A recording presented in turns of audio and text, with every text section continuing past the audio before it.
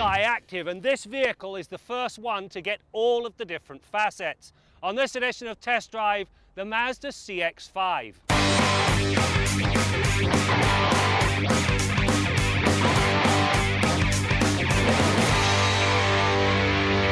The CX-5 is the first Mazda to get the company's full Skyactiv treatment. While some have suggested the blend of technologies is designed to make up for the company's lack of hybrid technology, the reality is it's more about putting the tried and true to better use. By employing more efficient engines and transmissions, lightweight construction, better platforms and sharper suspensions, Skyactiv is designed to put the zoom back in the CX-5's makeup. The cabin of this CX-5 has been done exceptionally well. The materials are all soft touch to the feel. You've also got some very nice piano black and some silver accents. Two of the best seats you'll find, and that's if you go with the GT. They're also wrapped in leather. You'll also find all of the toys you could possibly want. A very good 9-speaker sound system from Bose. You also get a power moonroof and a couple of other bonuses. Now, while the sight lines on this vehicle are pretty good to begin with, you'll find blind spot monitoring and a backup camera, which means all of the bases are covered.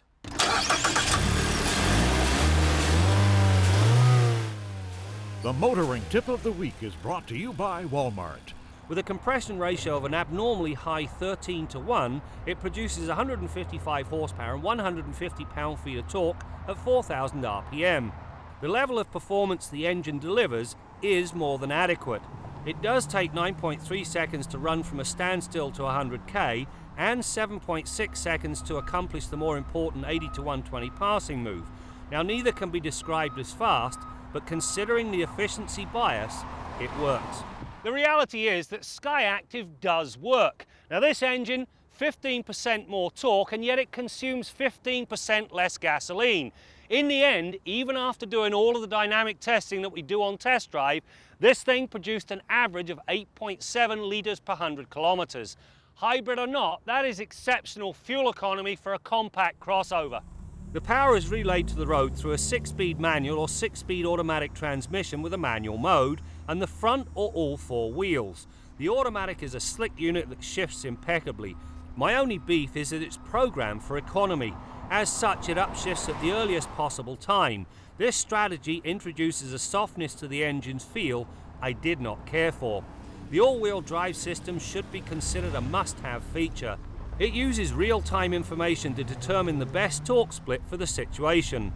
It is as seamless as it is effective. When it comes to space and utility, this CX-5 has been well thought through.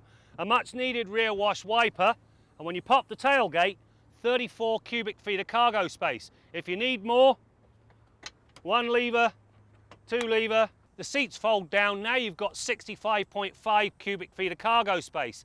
You'll also find a reasonably flat floor, and I like the fact that they've kept the wheel well intrusions to a minimum.